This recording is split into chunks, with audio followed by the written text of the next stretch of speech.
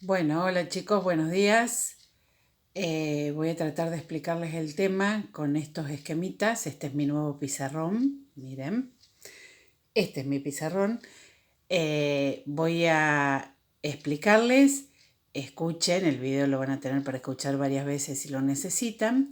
Así entienden el tema para la próxima evaluación, que va a ser pronto. Bueno, ¿con qué empezamos en este tema? Con 1816. En 1816 se declara la independencia en el Río de la Plata, pero al mismo tiempo, entre 1816 y 1824, vamos a tener la independencia de todos los países de América que dependen obviamente de España. Una vez declaradas las independencias, esto ya lo hemos visto, ¿sí? Una vez declarada la independencia de estos países, se tiene que organizar un sistema de gobierno. ¿Para qué? Para que los países se transformen en estados. Sabemos, se supone que ya sabemos, que para ser un estado necesitamos tres elementos. Necesitamos gobierno, necesitamos tierras y necesitamos población o nación. La población ya la teníamos, la nación organizada con una ideología, con cultura común, ¿sí? Con elementos que forman su vida comunes y un reconocimiento de que yo vivo en esta tierra y que soy parte de esta tierra. En cuanto al territorio, la mayoría de los estados tienen más o menos definidos el territorio, pero más o menos, no totalmente. Esto nos va a llevar muchísimo tiempo a todos los países.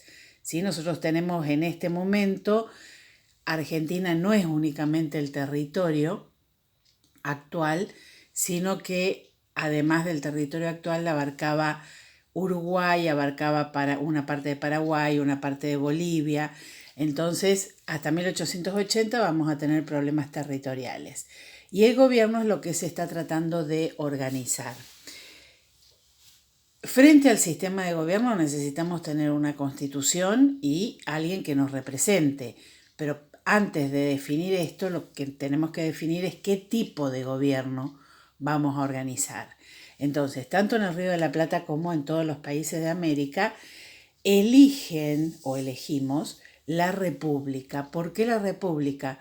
Porque siempre habíamos sido gobernados por una monarquía y esto era lo que estaba en boga después de las nuevas ideas en Europa. ¿Sí? Un gobierno en donde la importancia la tiene el pueblo, donde la soberanía la tiene el pueblo. El tema es que estas repúblicas pueden ser centralistas o federales y ahí está la discusión. ¿Vamos a hacer una república centralista o una república federal?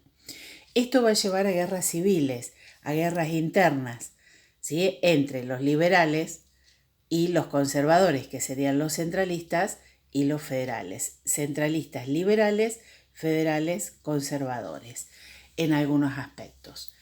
Los liberales son los que quieren cambios y los conservadores, acuérdense lo que les dije el año pasado, la conserva de tomate, de legumbres, de duraznos, dura mucho tiempo. Entonces los conservadores, acuérdense de las latas de conserva, son tradicionales, son los que quieren que las cosas no cambien, que se mantenga la política en manos de clase alta, que se mantenga la economía que siempre tuvo cada uno de los países y que no haya cambios. Mientras que los liberales buscan lo contrario, buscan cambios, buscan libertad. ¿Sí? Entonces estos son totalmente tradicionales o antiguos, podríamos decir, y estos buscan lo nuevo. Los tres países icónicos de América son México, Perú y Brasil. Perú es muy parecido a Argentina en cuanto a su organización interna.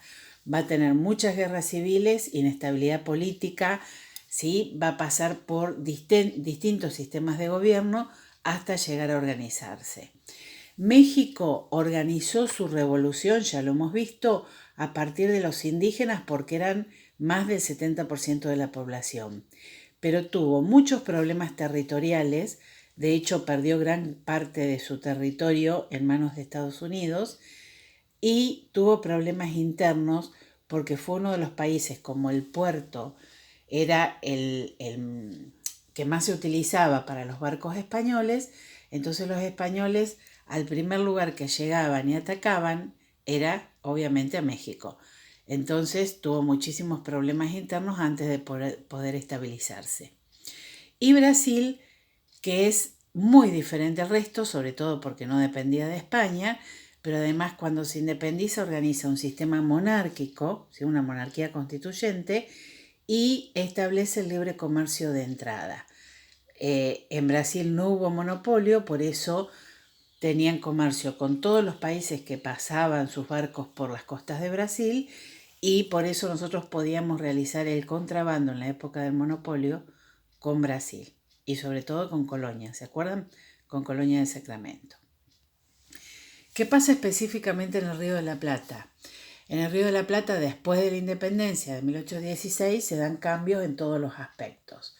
Políticamente empiezan a tener importancia los criollos, ¿sí? El hijo de los españoles nacidos en América o los hijos de un español, hombre, y una mujer indígena, que es el que se considera el verdadero americano. Esos criollos que nunca habían participado políticamente, ahora como organizaron la Revolución del Río de la Plata, la Revolución de Mayo, saben manejarse políticamente. Muchos de estos criollos vuelven de Europa con un título de abogado, de teólogo, de médico, entonces empiezan a participar activamente de la política de estos nuevos países independientes. Socialmente, los terratenientes empiezan a tener cada vez más poder, el dueño de las tierras, ¿sí? El que tiene campos. Y los comerciantes de exportación, no el que tiene un negocio chiquito o el que va a la feria, sino que exporta las materias primas que nosotros producimos, ¿sí? Son los grandes comerciantes. Y el pueblo, la clase media baja, media y baja, empiezan a participar políticamente. A ver, no significa esto que puedan transformarse en gobernadores, pero sí a hablar de política, empiezan a entender lo que es la política. Y aquellos que no trabajan o que no participan de la política se transforman muchos en partes de la milicia, lo que va a ser nuestro ejército. Ser militar en este momento, después de la guerra de la independencia, les daba privilegios, les daba fama a la gente. Entonces muchos hombres empiezan a formar parte de la milicia en forma permanente. O sea, su trabajo va a ser soldados, ¿sí? Surgen los caudillos, que ya los vimos el otro día, personajes con mucha plata, normalmente terratenientes o estos comerciantes de exportación, que defienden su territorio y van a hacer todo lo posible para que la tierra donde ellos viven, que después se va a transformar en provincia, tenga importancia política, tenga importancia económica. Y se da el fin legal y práctico, o sea, teórico y práctico de la esclavitud. Hasta ahora lo que teníamos era la ley que decía fin de la esclavitud o fin de la libertad de vientres. Bueno, después de la guerra de la independencia, los pocos esclavos que quedan, porque muchos fueron a la guerra y murieron, son liberados, ¿sí? Entonces la esclavitud ya acá empieza a desaparecer. Económicamente vamos a seguir produciendo materias primas, que es la base de la economía de nuestro país, y exportamos, además de las materias primas, estos productos que podemos decir que son los primeros productos elaborados de nuestro país. El cuero, que hay que hacerle todo un proceso para poder enviarlo a Europa y que se utilice para hacer botas, los elementos para los animales, para la silla y todo lo que se utiliza para cabalgar, para ensillar los caballos. La carne salada, ¿sí? La carne que se ponía, acuérdense, en cajones con sal para que se deshidratara. Y la grasa o el sebo que se mandaba a Europa para hacer jabones. Los cambios, estos son los cambios económicos, ¿sí? Los cambios institucionales van a ser las autonomías que surgen en estas provincias, ¿sí? Autonomías provinciales, y en esas provincias el surgimiento de leyes propias, que es un beneficio que le dan las autonomías provinciales. En algunas provincias se van a crear estatutos, en otras constituciones provinciales, y en la mayoría se organiza el poder judicial de esa provincia, ¿sí? Todos estos son los cambios que se dan después de la independencia. ¿Qué va a pasar ideológicamente? Federales unitarios. Otra vez federales unitarios, ya lo vimos 3 veces, sí. Es necesario que lo sepan y que lo sepan bien. Unitarios centralistas. Buenos Aires tiene todo el poder, ¿sí? Las divisiones administrativas serían las provincias, pero que no son provincias porque el gobierno de cada una de ellas no es electo por el pueblo, sino que es nombrado directamente por Buenos Aires. Estos unitarios quieren libre cambio, ¿sí? Quieren que vengan muchos barcos a Buenos Aires y que esos barcos dejen mucha plata en la aduana.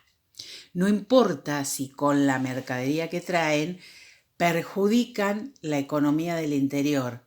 ¿Sí? Acuérdense del ejemplo que les di de las velas. Comprábamos velas inglesas porque eran muchísimo más baratas que las producidas en el interior. Entonces, ¿cuál es la relación o cuál es la buena relación en realidad que quiere tener el unitarismo con el exterior? No le importa si Córdoba se perjudica o si el litoral se perjudica. Ellos quieren tener buena relación con Gran Bretaña en este momento. Los federales, mientras tanto, quieren autonomías provinciales, que cada gobierno, que cada provincia tenga un gobierno local, que ese gobierno sea electo por su gente y que exista proteccionismo. ¿Sí? Proteccionismo para proteger la poquita industria que había dentro del interior. ¿Estamos hasta acá? Bien. Buenos Aires era la provincia más rica. ¿Sí? ¿Por qué? Porque era dueño de la aduana, porque la aduana hacía que llegase muchísima plata al país. Va a vivir algo que se llama la feliz experiencia. ¿Por qué? Porque tiene tanta plata que la pueden utilizar en hacer muchísimas obras. Entonces, en este momento, Martín Rodríguez se consagra como gobernador, es electo por los de la clase alta como gobernador de Buenos Aires y él elige a Rivadavia, el de las hojas, como gobernador, acá me equivoqué, como